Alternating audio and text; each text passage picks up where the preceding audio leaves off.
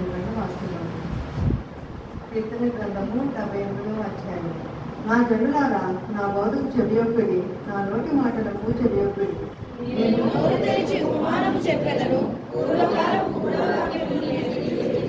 మాకు తెలిసిన సంగతులను, మా పితరులు మాకు వివరించిన సంగతులను చెప్పెదను.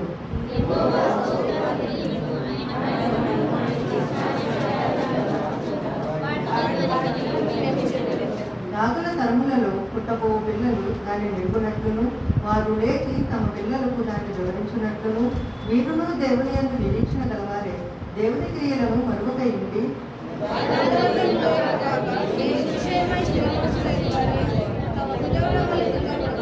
మూర్ఖతయు తిరుగుబాటును గల ఆ తరమును పోలి ఉండకయు, వారు ఆయన ఆజ్ఞలను గైకొనున్నట్లును,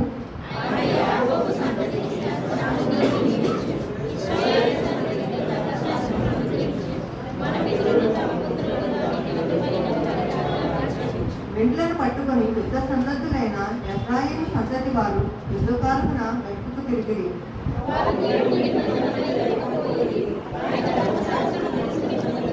ఆయన క్రియలను, ఆయన వారికి చూపిన తన ఆశ్చర్య క్రియలను వారు మర్చిపోయి,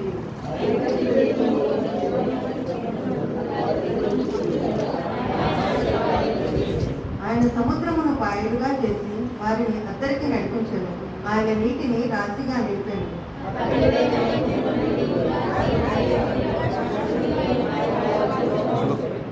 అరణ్యములో ఆయన బండలు చేసి సముద్రమంత సమృద్ధిగా వారికి నీరు త్రాగనిచ్చారు.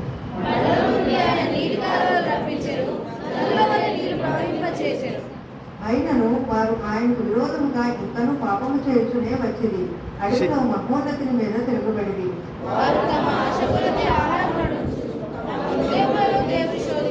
ఈ అరణ్యములో దేవుడు భోజనం సిద్ధపరచగలడా అనుచు వారు దేవునికి విరోధముగా మాట్లాడేది.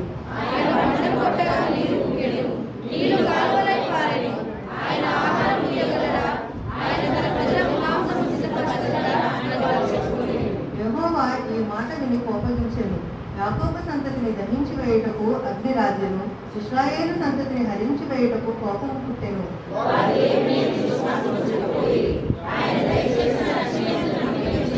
అయినను ఆయన పైనున్న ఆకాశములకు ఆజ్ఞాపించెను, అంతరిక్ష ద్వారములను తెరిచెను.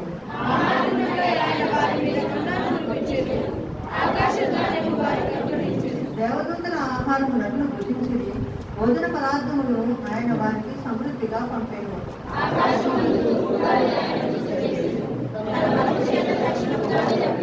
ధూళి అంత విస్తారముగా మాంసమును, సముద్రపు ఇసుక వేడుగులంత విస్తారముగా రెక్కలు గల పిట్టలను ఆయన వారి మీద కురిపించాను.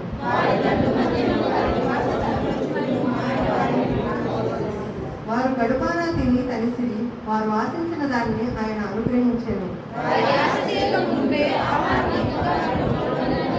దేవుని కోపము వారి మీదకి దిగెను, వారిలో బలిసిన వారిని ఆయన సంహరించెను, ఇశ్రాయేలులో యవ్వనులను కూర్చెను.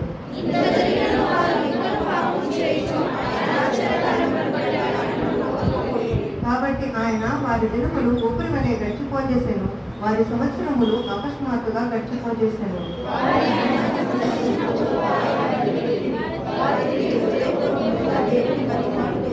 దేవుడు తమకు ఆశ్రయదుర్గమనియు, మహోన్నతుడైన దేవుడు తమకు విమోచకుడనియు వారు జ్ఞాపకము చేసుకొనిది.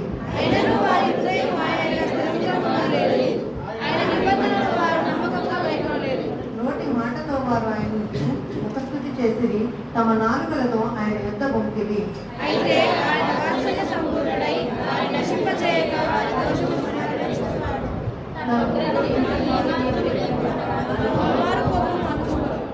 కాగా వారు కేవలము శరీరులే ఉన్నారనియు, విసిరి వెళ్ళి మరలి రాని గాలివలే ఉన్నారనియు ఆయన జ్ఞాపకము చేసుకొనెను.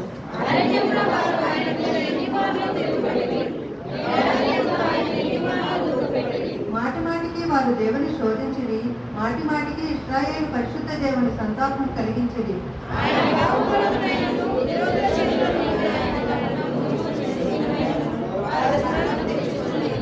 ఐగుప్తులో తన సూచక్రియలను, సోయారు క్షేత్రమందు తన అద్భుతములను ఆయన చూపిన దినమును వారు జ్ఞప్తికి తెచ్చుకొనలేదు.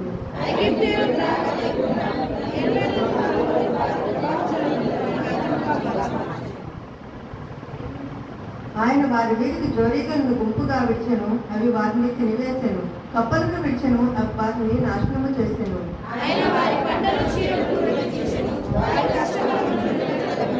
వడగండ్ల చేత వారి ద్రాక్ష తీగలను, హిమము చేత వారి వేడి చెట్లను ఆయన పాటు చేసెను.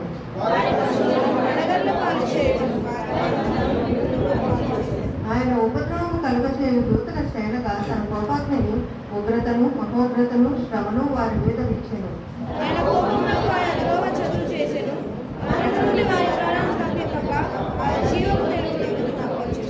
ఐగుప్తులైన జ్యేష్ఠులందరినీ, హాము గుడారములో ఉన్న మొదటి బలమైన ప్రథమ సంతానమును ఆయన సంహరించెను.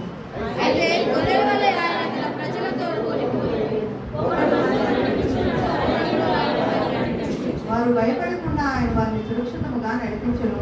వారి శత్రువులను సముద్రంలో ముంచివేసెను.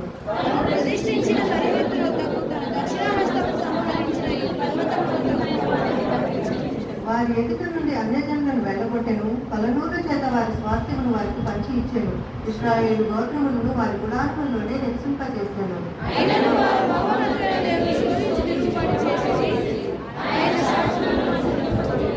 తమ పితరుల వలె వారు వెనుకకు తిరిగి ద్రోహులైరి, జౌకించు విల్లు పలికి రాకపోయినట్లు వారు తగ్గిపోయిరి.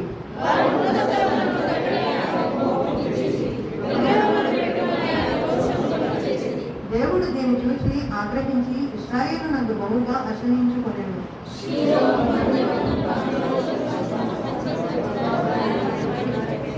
ఆయన తన బలమును చెరకును, తన భూషణమైన దాన్ని విరోధుల చేతికి అప్పగించెను.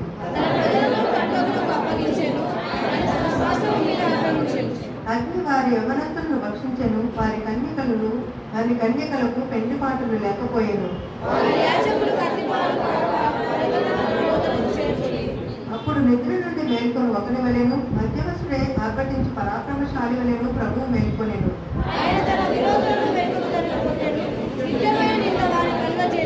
పిమ్మట ఆయన యోసేపు గుడారమును అసహించుకొనెను, ఎఫ్రాయిము గోత్రమును కోరుకొనలేదు.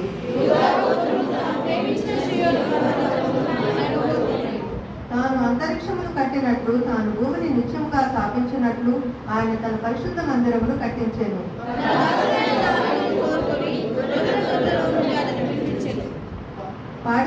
పాడి గొర్రెలను వెంబడించటం ఆర్పించి తన ప్రజలైన యాకోబును, తన స్వాస్థ్యమైన ఇశ్రాయేలును మేపుటకై ఆయన అతనిని రప్పించెను. అక్కడ వచ్చిన వంచన చదువుకున్నాను.